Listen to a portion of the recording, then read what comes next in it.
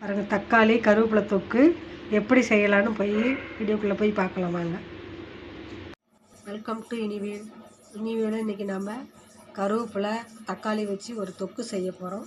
அதுக்கு ஒரு கப்பு கருவேப்பிலை எடுத்துருக்கிறேன், 1/4 கிலோ தக்காளி பழம் அரைச்சி வச்சுருக்கிறேன், 3 மிளகாய் எடுத்து வச்சுருக்கிறேன், 1 ஸ்பூன் ஜீரகம், 1 ஸ்பூன் வெந்தயம், ஒரு நெல்லிக்காய் சைஸ் அளவு புளி ஊற வச்சுருக்கிறேன்.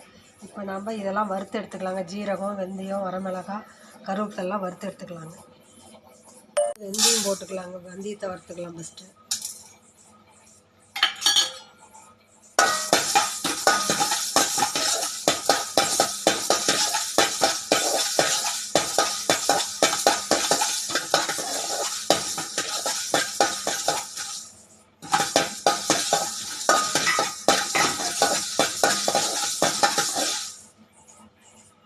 வெந்தயம் வறுத்துருச்சு, நம்ம எடுத்து கொட்டி ஜீரகம் போட்டுக்கலாம்.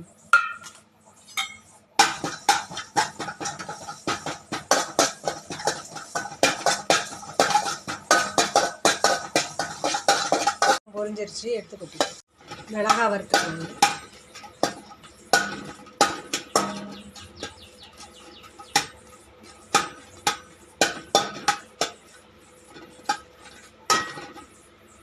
மிளகாய் வறுத்தாச்சு, எடுத்து வச்ச கருவேப்பிலை கொட்டிக்கலாம்.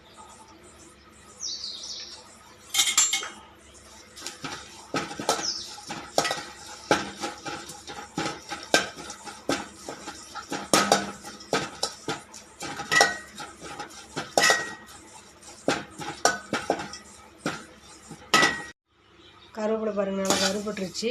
நம்ம அடுப்பு ஆஃப் பண்ணிவிட்டு கொரகொரப்பாக அரைச்சி எடுத்துக்கலாங்க. எடுத்து கொட்டி தக்காளி கருவேப்பிலை தொக்குக்கு நம்ம அடுப்பு பற்ற வச்சு கடாய் வச்சுட்டோங்க. அது தேவையான அளவு நல்லெண்ணெய் ஊற்றிக்கலாம், கொஞ்சம் சேர்த்தியே ஊற்றிக்கலாங்க.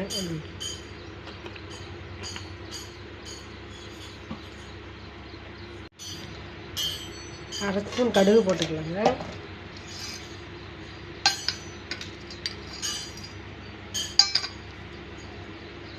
ஒரு ஸ்பூன் உளுத்தம்பருப்பு போட்டுக்கலாம்.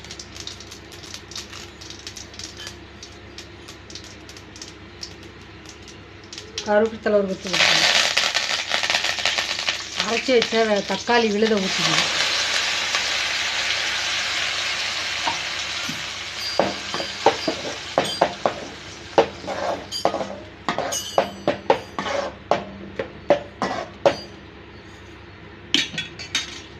வேகட்டுங்க தக்காளி நல்லா.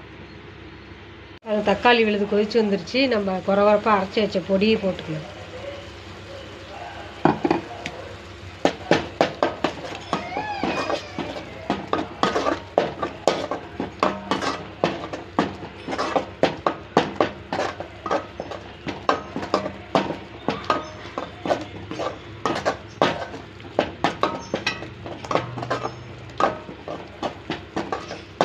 கரைச்சி வச்ச புளி தண்ணி ஊற்றிக்கலாங்க.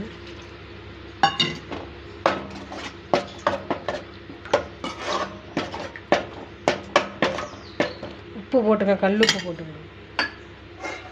தேவையானது போட்டுக்கலாம், பத்தலைன்னா போதும்.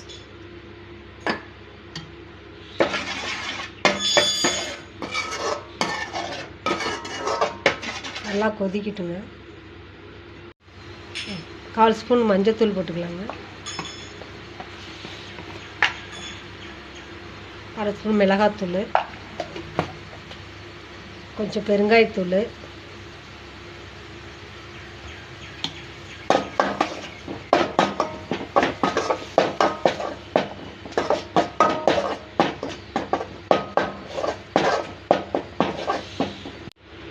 பாருங்க தொக்குல எண்ணெய் பிரிஞ்சு வந்துருச்சுங்க. ரெடி ஆகிடுச்சு. அடுப்பு ஆஃப் பண்ணிக்கலாங்க. பாருங்க, தக்காளி கருவேப்பிலை தொக்கு ரெடி ஆகிடுச்சுங்க. இது சாப்பாட்டுக்கு, இட்லி, தோசைக்கு எல்லாருமே நல்லா இருக்குங்க. உங்களுக்கு பிடிச்சிருந்தா சப்ஸ்கிரைப் பண்ணிக்கோங்க மறக்காமல்.